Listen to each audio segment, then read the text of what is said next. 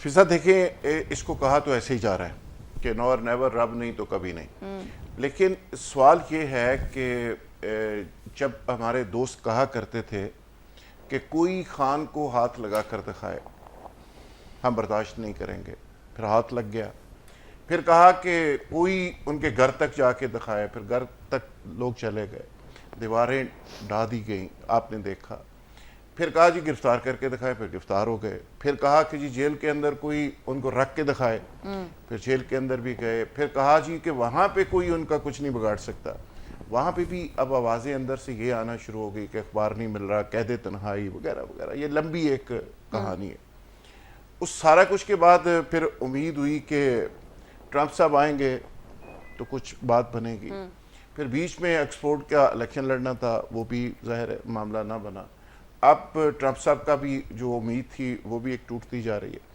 تو اب ایک فیصلہ کن مرحلہ آ گیا 24 نومبر کا، اور اب انہوں نے کہا کہ ڈو اینڈ ڈائی، ٹھیک ہے جی۔ اب سوال یہ ہے کہ اس پہ 3 مطالبے رکھے گئے، ایک تو کہا گیا کہ 26ویں ترمیم کو واپس لیا جائے، دوسرا کہا گیا کہ جی چوری شدہ جو مینڈیٹ ہے اس کو واپس کیا جائے، اور بغیر ٹرائل شدہ جو لوگ پکڑے گئے گرفتار کیے گئے ان کو رہا کیا جائے۔ بانی پی ٹی آئی نے یہ بھی کہا ہے کہ جی آرمی کسٹڈی کے اندر ہمارے جو ساتھی ہیں، مجھے اطلاع ملی ہے کہ 3 لوگوں نے خودکشی کی کوشش کی ہے، ہمارے لوگوں کے ساتھ بہت ظلم ہو رہا ہے اور بڑی زیادتی ہو رہی ہے، اور اب ہم اس کو ٹالریٹ نہیں کریں گے۔ ملک کے اندر مارشل لا ہے،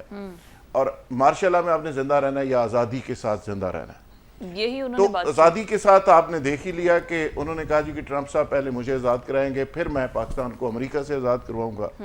اب وہ چیز بھی تھوڑی لیٹ ہو گئی، ٹرمپ صاحب سے امیدیں تھی ختم ہو گئیں۔ اب دیکھنا یہ ہے کہ یہ جو 24 نومبر کا جو دھرنا ہے، احتجاج ہے، اس کا نتیجہ کیا نکل رہا ہے؟ بالکل ٹھیک۔ مجھے نہیں لگتا کہ جی اس کا کوئی آؤٹ کم اس طرح نکلے گا جو پی ٹی آئی توقعات رکھ کے بیٹھی ہوئی ہے، اور جس طرح بانی پی ٹی آئی نے اندر سے کال دی ہے، اور جس طرح انہوں نے کہا ہے کہ جی ایک دفعہ لوگ نکلیں گے اور اس کے بعد وہاں انقلاب آ جائے گا۔ اب وہاں پہ یہ کہا جا رہا ہے کہ جی ایک کمیٹی تشکیل دے دی گئی ہے، اور وہ کمیٹی ڈیسائیڈ کرے گی کہ مذاکرت کرنے یا نہیں کرنے، احتجاج ختم کرنا ہے یا نہیں کرنا۔ میری اطلاع یہ ہے کہ اس میں